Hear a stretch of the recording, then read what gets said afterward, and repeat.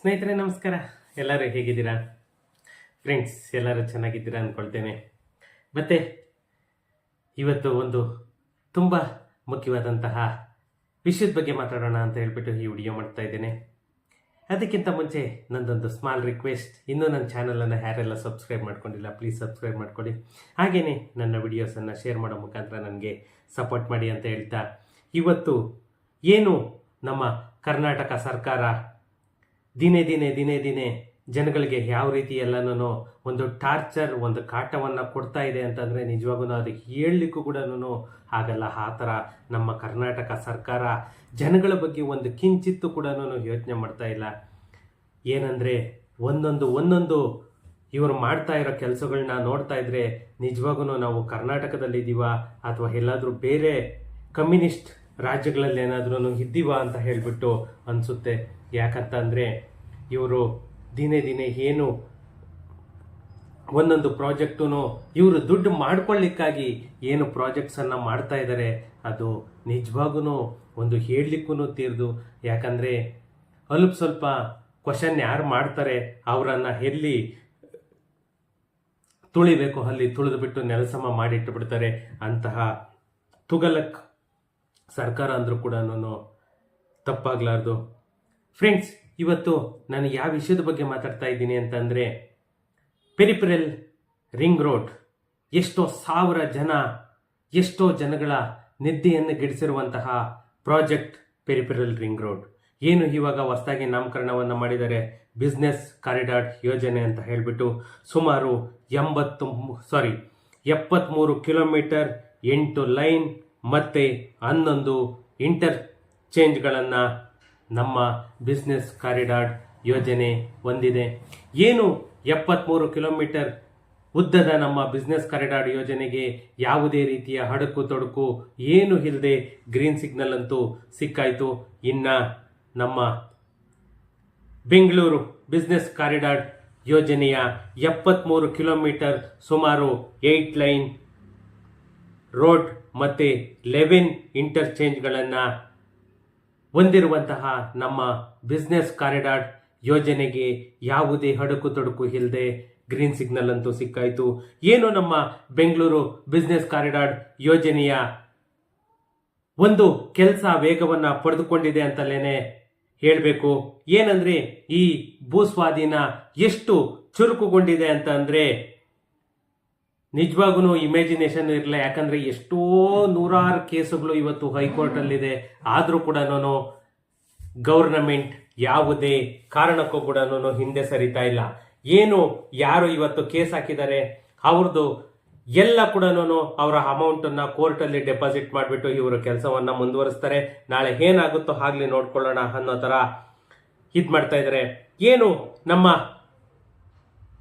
Bengaluru business corridor ಯೋಜನೆಗೆ 11 ಕಡೆ ಏನು ಇಂಟರ್ಚೇಂಜ್ಗಳಿದೆ ಅದೆಲ್ಲ ಈ ನಮ್ಮ ಎಣ್ಣೂರು ಕೂಡ ಸೇರಿದೆ. ಎಣ್ಣೂರನ್ನು ಕೂಡ ಸೇರಿಸ್ಕೊಂಡು ಸುಮಾರು 11 ಕಡೆಗೆ ಆಗಮನ ಮತ್ತು ನಿರ್ಗಮನ ಇರಲಿದೆ. ಯಾಕಂದರೆ ಇದು ಎಕ್ಸ್ಪ್ರೆಸ್ ಹೈವೇ ಅಂತಂದೇಳಿ ಮಾಡ್ತಾ ಇರೋದು. ಸುಮಾರು 11 ಕಡೆಗೆ ಆಗಮನ ಮತ್ತು ನಿರ್ಗಮನ ಇದೆ. ಜೊತೆಗೆ 8 ಎಕ್ಸ್ಪ್ರೆಸ್ ಲೈನ್ ಇರುವಂತಹ ಈ ರಸ್ತೆ ನಗರದ ಸುತ್ತ ವೃತ್ತಾಕಾರದಲ್ಲಿ ನಿರ್ಮಾಣವಾಗಲಿದೆ. ನಮ್ಮ ಬೆಂಗಳೂರನ್ನ ಸುತ್ತುವರೆದು ವೃತ್ತಾಕಾರದಲ್ಲಿ ಮಾಡ್ತಾ ಇದ್ದಾರೆ. ಇದು ಸುಮಾರು 73 ಕಿಲೋಮೀಟರ್ ಆದಂತಹ ಒಂದು ರೋಡು. ಯಾಕಂತಂದರೆ ನಮ್ಮ ಬೆಂಗಳೂರಲ್ಲಿ ದಿನೇ ಏನು ವಾಹನಗಳ ದಟ್ಟಣೆ ಜಾಸ್ತಿ ಆಗ್ತಾ ಇದೆ. ಆ ವಾಹನ ದಟ್ಟಣೆಯನ್ನು ಕಡಿಮೆ ಮಾಡಬೇಕು ಅಂತ ಹೇಳ್ಬಿಟ್ಟು ಸರ್ಕಾರ ದಿನೇ ಯೋಚನೆ ಮಾಡ್ತಾ ಇದೆ. ಯೋಚನೆ ಮಾಡಿಬಿಟ್ಟು ಅದಕ್ಕೆ ಒಂದು ಸೊಲ್ಯೂಷನ್ ಅನ್ನು ಕೂಡ ಕಂಡುಹಿಡಿಯಲೇಬೇಕು. ಆವಾಗ ಮಾತ್ರನೇ ನಮ್ಮ ವಾಹನ ದಟ್ಟಣೆಯನ್ನು ತಡೆಗಟ್ಟೋದಕ್ಕೆ ಆಗೋದು.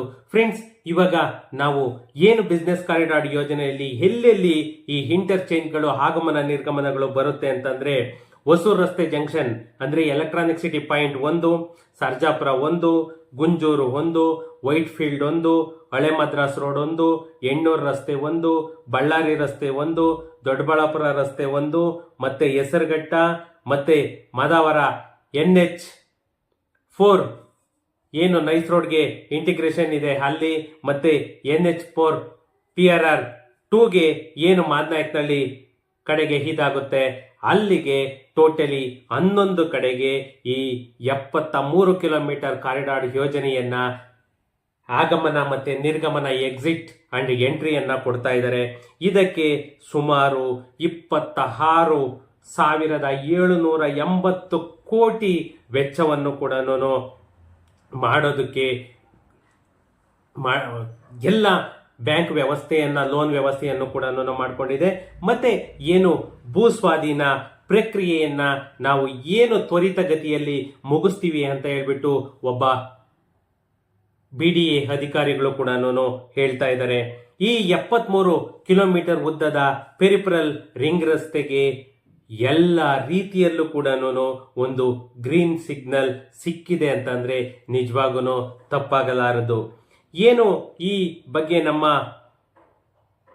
ಭೂ ಸ್ವಾಧೀನ ಅಧಿಕಾರಿಗಳು ಏನು ಟ್ವೀಟ್ ಅನ್ನ ಮಾಡಿದ್ದಾರೆ, ಬೆಂಗಳೂರು ಬಿಸ್ನೆಸ್ ಕಾರಿಡಾರ್ ಯೋಜನೆ ಯಾವ ರೀತಿಯಲ್ಲಿ ನಡೆಯುತ್ತೆ, ಎಲ್ಲಿಂದ ಎಲ್ಲಿಗೆ ಇದಾಗುತ್ತೆ. ಯಾಕಂದ್ರೆ ತುಮಕೂರು ರಸ್ತೆಯಿಂದ ಅಂದ್ರೆ NH4 ಮಾದವರ ಇಂದ ಆರಂಭ ಆಗಿ ನಗರದ ಉತ್ತರ ಮತ್ತೆ ಪೂರ್ವ ಭಾಗಗಳನ್ನ ದಾಟಿ ದಕ್ಷಿಣ ಭಾಗದಲ್ಲಿರುವಂತಹ ಹೊಸೂರು ರಸ್ತೆಯನ್ನ ಅಂತಂದ್ರೆ ಏನು ಕೋನಪ್ಪನ ಅಗ್ರಹಾರ ಅಂತ ಹೇಳ್ತೀವಿ, ಆ ಕೋನಪ್ಪನ ಅಗ್ರಹಾರವನ್ನ ತಲುಪುತ್ತೆ. ಎರಡೂ ಕಡೆಗಳಲ್ಲೂ ಕೂಡ ಇದು ನೈಸ್ ರಸ್ತೆಯೊಂದಿಗೆ ಸೇರಿ ಬೆಂಗಳೂರಿನ ಸುತ್ತ ಒಂದು ಸಂಪೂರ್ಣ ವರ್ತುಲಾಕಾರದ ರಸ್ತೆಯ ಜಾಲವಾಗಿ ಮಾರ್ಪಾಟಾಗುತ್ತೆ. ಏನು ಈ ಬೆಂಗಳೂರು ಬಿಸ್ನೆಸ್ ಕಾರಿಡಾರ್ ಯೋಜನೆ ನಿರ್ವಹಣೆ ಮಾಡ್ತಾ ಇರುವಂತಹ ನಮ್ಮ ಹಿರಿಯ ಅಧಿಕಾರಿ LK ಹತೀಕ್ ರವರು ಕೂಡ ಇದ್ರ ಬಗ್ಗೆ ಮಾಹಿತಿಯನ್ನು ಕೂಡ ಹಂಚಿಕೊಂಡಿದ್ದಾರೆ. ಈ ಯೋಜನೆ ರಸ್ತೆಯು ಸಿಗ್ನಲ್ ಮುಕ್ತ ರಸ್ತೆಯಾಗಲಿದ್ದು ರಸ್ತೆಯು ಅಡ್ಡ ರಸ್ತೆಗಳು ಇಲ್ಲ. 8 ಎಕ್ಸ್ಪ್ರೆಸ್ ವೇ ಲೈನ್ಗಳನ್ನು ಕೂಡ ಇದು ಹೊಂದಿರುತ್ತೆ. ಮತ್ತೆ ಜನಗಳಿಗೆ ಇನ್ನೊಂದು ಶಾಕಿಂಗ್ ನ್ಯೂಸ್ ಏನಂತಂದ್ರೆ ಇದು ಕೂಡ ಟೋಲ್ ರಸ್ತೆಯಾಗಿರುತ್ತದೆ. ವಾಹನಗಳು ಇಂಟರ್ಚೇಂಜ್ಗಳಲ್ಲಿ ಮಾತ್ರನೇ ಸರ್ವಿಸ್ ರಸ್ತೆಗಳ ಮೂಲಕ ಎಕ್ಸ್ಪ್ರೆಸ್ ಲೈನ್ಗಳನ್ನ ಪ್ರವೇಶ ಮಾಡಬಹುದು. ಇನ್ನು 73 ಕಿಲೋಮೀಟರ್ ಉದ್ದದ ಈ ರಸ್ತೆ ಏನು ಇದೆ ಇದಕ್ಕೆ ಮಸ್ಟ್ ಅಂಡ್ ಶುಡ್ ಟೋಲ್ ಅನ್ನ ಕಟ್ಟಲೇಬೇಕು. ಇವಾಗ ಏನು ನಮ್ಮ ನೈಸ್ ರೋಡಿಗೆ ನಾವು ಟೋಲ್ ಅನ್ನ ಕಟ್ತಾ ಇದ್ದೀವಿ ಅದೇ ರೀತಿಯಾಗಿ ಇದಕ್ಕೂ ಕೂಡ ಟೋಲ್ ಅನ್ನ ಕಟ್ಟಲೇಬೇಕು. ಇವರು ಏನೇ ಮಾಡಿದ್ರು ಕೂಡ ಇವರಿಗೆ ಇನ್ಕಮ್ ಇಲ್ಲದೆ ಯಾವುದೇ ಪ್ರಾಜೆಕ್ಟ್ ಅನ್ನು ಕೂಡ ಸರ್ಕಾರ ಮಾಡಲ್ಲ.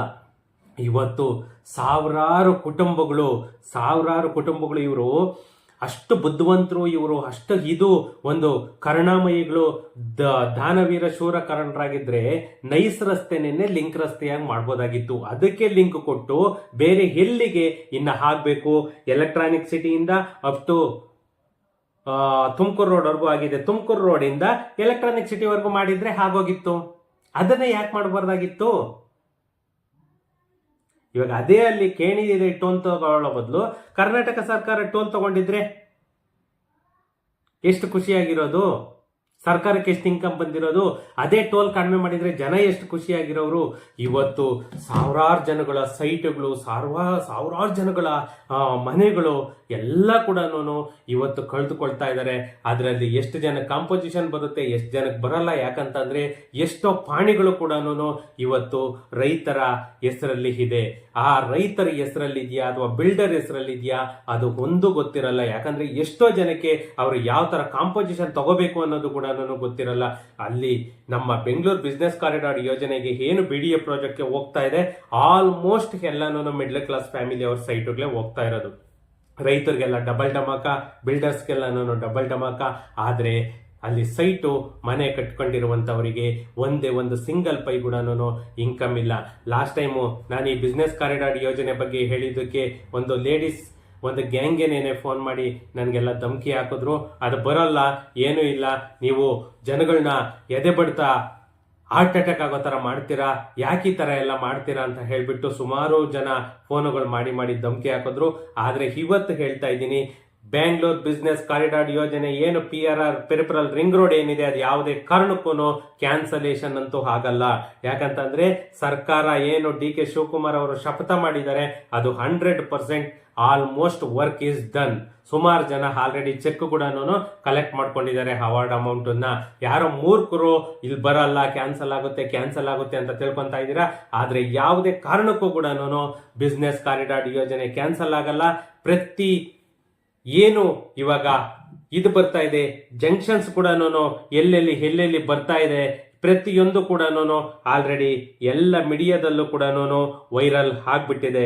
ಏನು ದೊಡ್ಡಬಳ್ಳಾಪುರ ರಸ್ತೆ, ಬಳ್ಳಾರಿ ರಸ್ತೆ, ಎಣ್ಣೂರು ರಸ್ತೆ, ಹಳೆ ಮದ್ರಾಸ್ ರಸ್ತೆ, ಸರ್ಜಾಪುರ ರಸ್ತೆ ಎಲ್ಲ ಕಡೆಗೂ ಸುತ್ತುವರೆದು ನಮ್ಮ ಥ್ರೋಟ್ ಬ್ಯಾಂಗ್ಳೂರ್ ಇಷ್ಟು ಕೂಡ ಸುತ್ತುವರೆದು 73 ಕಿಲೋಮೀಟರ್ ನಿಮಗೆ ಬಿಸ್ನೆಸ್ ಕಾರಿಡಾರ್ ಯೋಜನೆ ಬರ್ತಾ ಇರೋದು.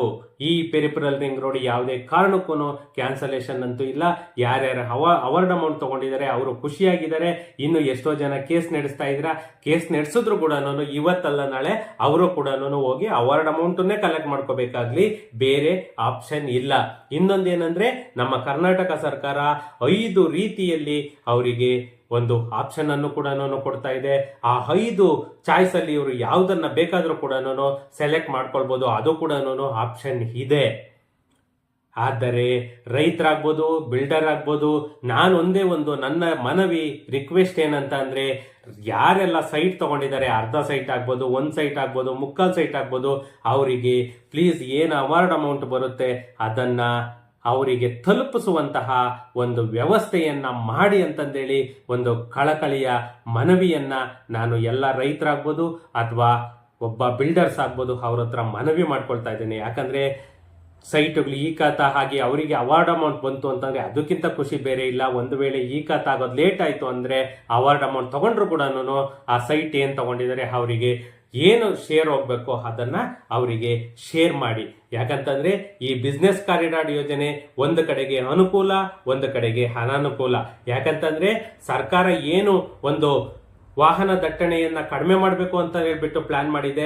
ಆದ್ರೆ ಇಲ್ಲಿ ಎಷ್ಟೋ ಜನ ಆ ವಾಹನ ದಟ್ಟಣೆಗಿಂತನೂ ಎಷ್ಟೋ ಜನ ಬೀದಿಗೆ ಬರುವಂತಹ ಪರಿಸ್ಥಿತಿಗೆ ಬಂದುಬಿಡುತ್ತೆ. ಅದರ ಕಡೆಗೂ ನಮ್ಮ ಸರ್ಕಾರ ಗಮನ ಕೊಟ್ರೆ ಅದಕ್ಕಿಂತ ಖುಷಿಯಾದಂತಹ ವಿಚಾರ ಬೇರೆ ಏನೂ ಇಲ್ಲ. ಫ್ರೆಂಡ್ಸ್, ಒಂದು ಸ್ಮಾಲ್ ರಿಕ್ವೆಸ್ಟ್ ನನ್ನ ಕಡೆಯಿಂದ, ಗ್ರಾಮ ಪಂಚಾಯಿತಿ ಖಾತಾ ಏನು ಬರ್ತಾ ಇದೆ ಸುಮಾರು ಕಡೆಗೆ ಆಲ್ರೆಡಿ ಮಾಡ್ತಾ ಇದ್ದಾರೆ. ಯಾಕಂತಂದ್ರೆ ಸುಮಾರು ನೋಡಿ, ಇವಾಗ ಒಂದು ನ್ಯೂಸ್ ಅನ್ನ ನೋಡಿದೆ ನಾನು,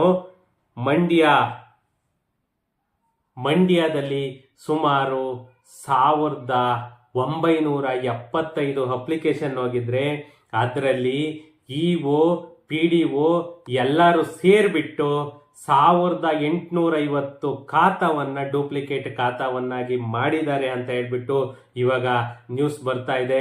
ಯಾಕಂತಂದ್ರೆ ಎಲ್ಲ ಕಡೆಗೂ ಆಕ್ಸೆಸ್ ಸ್ಟಾರ್ಟ್ ಆಗಿದೆ ಅಂತಂದೇಳ್ಬಿಟ್ಟು ನಮ್ಮ ಏನು ಕಸ್ಟಮರ್ ಕೇರ್ ಎಕ್ಸಿಕ್ಯೂಟಿವ್ಸ್ ಇದ್ದಾರೆ ಅವರು ಕೂಡ ಹೇಳ್ತಾ ಇದ್ದಾರೆ.